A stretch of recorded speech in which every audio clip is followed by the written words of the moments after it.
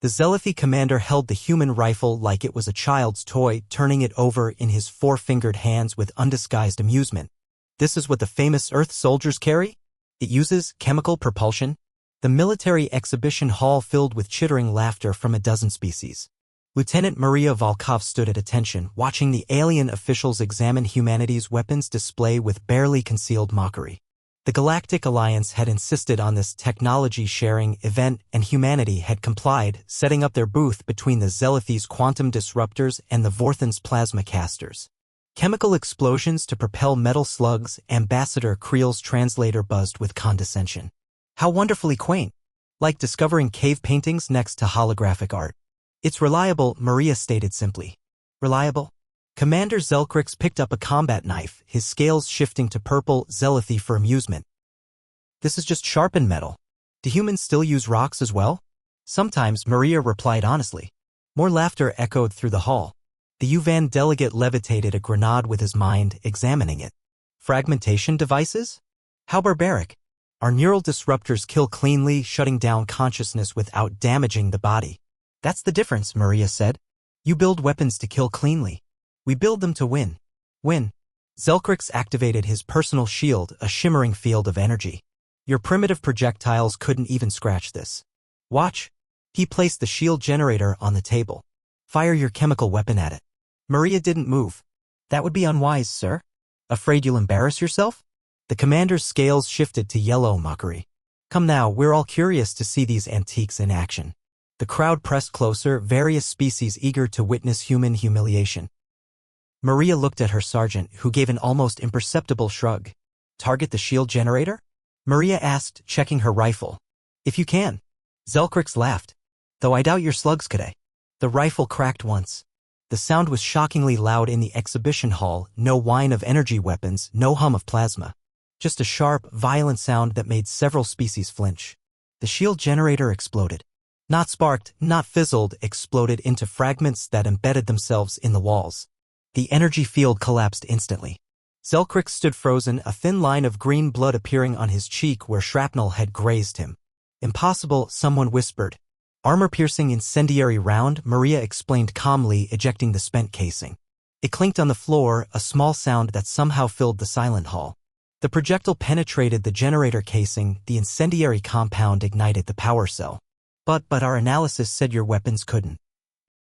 Ambassador Creel's voice trembled. Your analysis assumes we'd use standard ammunition, Maria said. We don't. Every round is designed for a specific purpose. That was anti-material. We have others. Others? The UVAN delegate had gone pale. Maria's sergeant, Thompson, stepped forward with an ammunition case. Depleted uranium for heavy armor. White phosphorus for area denial. Flechette rounds for soft targets. Subsonic for stealth operations. We've been perfecting projectile weapons for over 1,000 years. But why? Zelkrix demanded, green blood still seeping from his cut. Why use such brutal methods when clean energy weapons exist? Because, Maria chambered another round, energy weapons need power. Complex components. Maintenance. Our rifles? They work in vacuum, underwater, in radiation fields, in temperatures that would freeze your blood or boil it. Bury one in mud for a century, dig it up, clean it, and it still fires.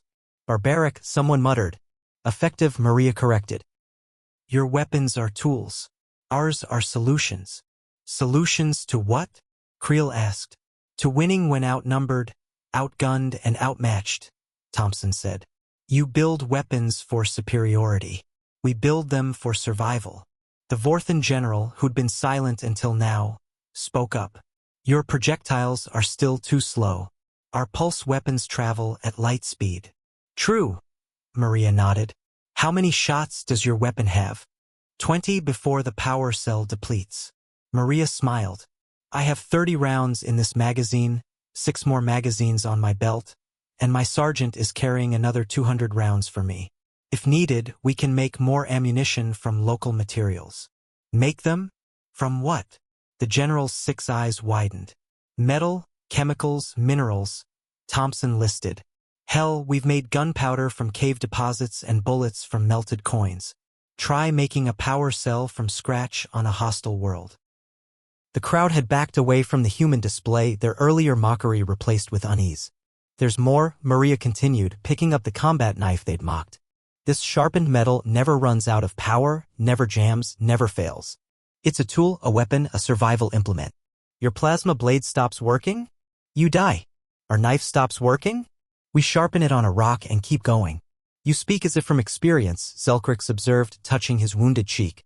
Afghanistan, 2086, Thompson said quietly. Surrounded, no support, energy weapons neutralized by insurgent jammers. We fought for 6 days with bullets, knives, and improvised explosives. We walked out. They didn't. But surely now, with access to galactic technology, Creel started. We use energy weapons too, Maria interrupted, when they're the right tool. But we never forget what wins wars: reliability, adaptability, and the will to use whatever works.